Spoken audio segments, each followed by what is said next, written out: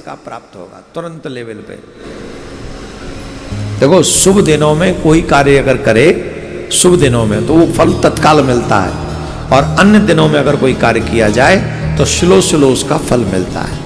इसलिए शिवरात्रि इत्यादि महत्वपूर्ण होती है, श्रावण मास महत्वपूर्ण होता है। तो इस श्रावण मास में हम जो भी कार्य करेंगे वो शुभ होता है, इसलिए इसको ध्यानपूर्वक सुने।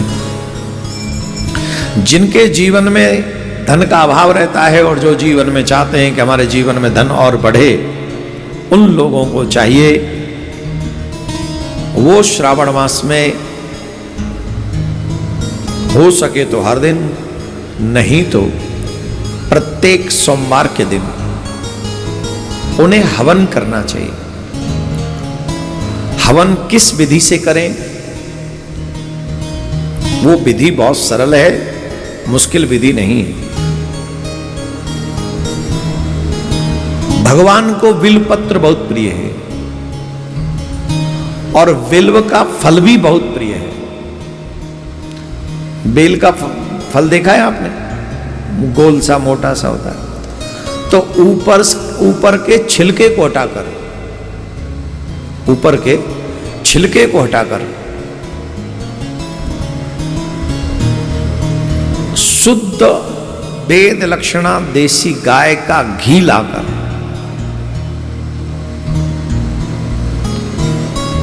और उस बेल के फल को उस घी में डालकर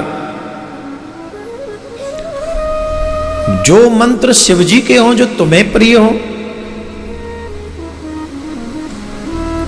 या श्री सूत्र से या पुरुष सूत्र से, या फिर कुछ नहीं कर सको तो जिन्हें अधिकार है ओम का उच्चारण करने का, वो ओम नमः शिवाय बोलते हुए, अथवा जो ओम उच्चारण नहीं कर सकते, यज्ञोपवीत नहीं हुआ, वह नमः शिवाय बोलते हुए, शिवाय नमः बोलते हुए हवन करें।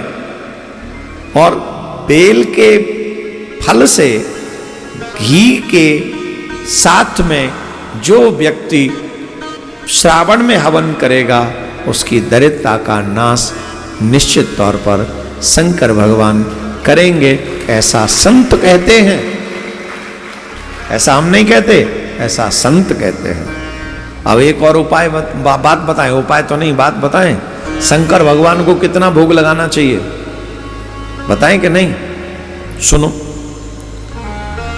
कई प्रकार के शिव जी के छवि होती हैं, शिवलिंग होते हैं। एक स्वयंभू शिवलिंग होते हैं, दूसरे ऋषि मुनियों के पूज्य शिवलिंग होते हैं, कई देवताओं के पूज्य शिवलिंग होते हैं, और कई मनुष्यों के द्वारा बनाए हुए शिवलिंग होते हैं। जो शिवलिंग भगवान द्वारा स्थापित हैं उन्हें 3 सेर से कम कभी भोग नहीं लगाना चाहिए। 3 सेर माने 3 किलो, 3 किलो भोग लगाना चाहिए उन्हें। और जो स्वयंभू शिवलिंग है,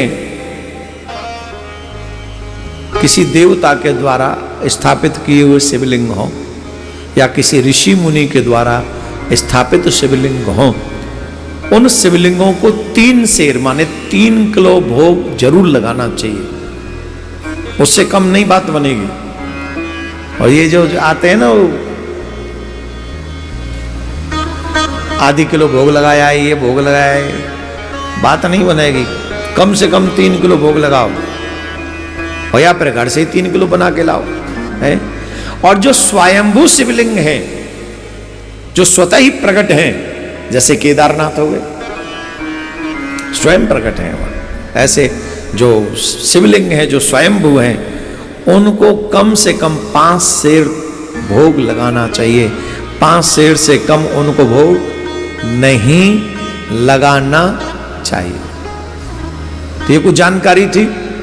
बाकी ये तो भगवान कोई शेर वेर के तो भूखे है नहीं। भगवान को तो सिर्फ बेल पत्र अर्पित कर दो, भगवान उतने में प्रसन्न हो जाते हैं, 1 लोटा जल में प्रसन्न हो जाते हैं। पर जब आपका मन हो तो ऐसे भोग उनको लगाना, वैदिक क्रिया के अनुसार, शास्त्रों के पुराणों की जानकारी के अनुसार ऐसे भोग लगाना चाहिए।